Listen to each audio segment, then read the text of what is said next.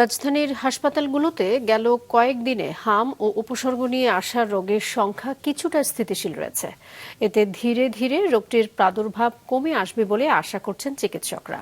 স্বাস্থ্যমন্ত্রীও দাবি করেছেন দ্রুতই নিয়ন্ত্রণে আসবে পরিস্থিতি।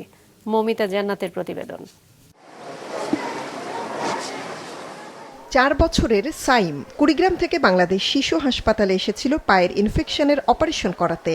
চিকিৎসা শেষ না হতেই তার শরীরে ধরা পড়ে হামের সংক্রমণ।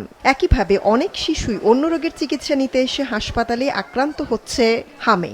আমরা প্রথমে চিকিৎসা করতে আসছিলাম পায়ে ইনফেকশন হয়েছে এই জন্য, তারপরে হাম উঠলে আমাদের এইখানে হামের চিকিৎসার জন্য আবার নিচে পাঠায় দিচ্ছে। তবে হাসপাতাল কর্তৃপক্ষ জানায় হাম উপসর্গ নিয়ে আসা নতুন রোগীর সংখ্যা উল্লেখযোগ্য হারে না কমলেও খুব একটা বাড়েনি। দ্রুতই কমবে হামের প্রাদুর্ভাব এমন আশাবাদ জানিয়ে শিশুদের অত্যাবশ্যকীয় সব টিকা নিশ্চিতের আহ্বান তাদের। বাড়ে নাই কেমনে বুঝি যেন রেফার আমরা মোটামুটি করতে হচ্ছে না বাইরে, আমরা চিকিৎসা দিয়েও তাদেরকে ছাড়তে পারি। টিকার যাতে গ্যাপ না পড়ে, আবার একমাত্র প্রতিরোধ টিকা।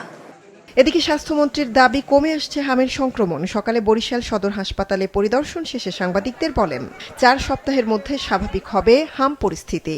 যে অল্প দিনে এতগুলি ভ্যাকসিন কালেকশন করেছে পৃথিবীতে আর কোনো দেশ পারেনি। আমাদের হাতে এখন বাফার স্টক আছে, 100% প্রায় হয়ে গেছে, এবং এইখানে আল্লাহর রহমতে এটা দেওয়ার পরে এখন আমাদের রোগীর সংখ্যাও কমে এসেছে।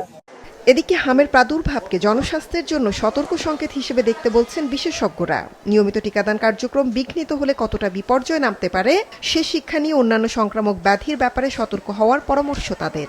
এটা যে শুধু হামের বেলায় হবে তা না, অন্যান্য রোগগুলোকেও আমাদের এইখান থেকে শিক্ষা নিতে হবে যে জনস্বাস্থ্যকে গুরুত্ব বরাবর দিয়ে যেতে হবে।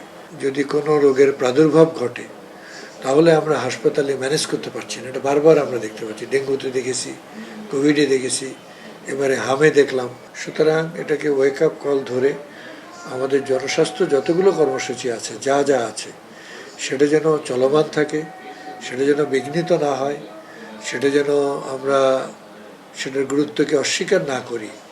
এই বিষয়গুলো আমাদের এর থেকে শিক্ষা নেওয়া উচিত।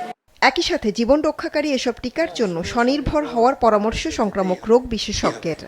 বাংলাদেশ এখন গ্র্যাজুয়েশন করছে যে মধ্যম আয়ের দেশের মধ্যে, সেটা যদি হয় তাহলে আর ওই সংস্থাগুলো টিকা দেবে না, আমাদের নিজেদেরই কিনতে হবে। এখানে যেটা দরকার সেটা হলো যে দীর্ঘমেয়াদী পরিকল্পনা। আগামী 10 বছরের জন্য আমাদের পরিকল্পনা করতে হবে যে এই সংস্থাগুলো কবে এক্সিট করতেছে। কোনো সংস্থা হয়তো 2 বছর পর, কোনোটা 3 বছর পর, আর বিনা পয়সায় টিকা দেবে না। তাহলে আমাদের এই ম্যাচিং ফান্ড এগুলো এর মধ্যে ঢোকাতে হবে। স্বাস্থ্য অধিদপ্তরের তথ্য মতে গত 24 ঘন্টায় হাম ও উপসর্গ নিয়ে নতুন আক্রান্ত 1459 জন, আর মারা গেছে 6 শিশু। মৌমিতা জান্নাত, মাছরাঙা সংবাদ, ঢাকা।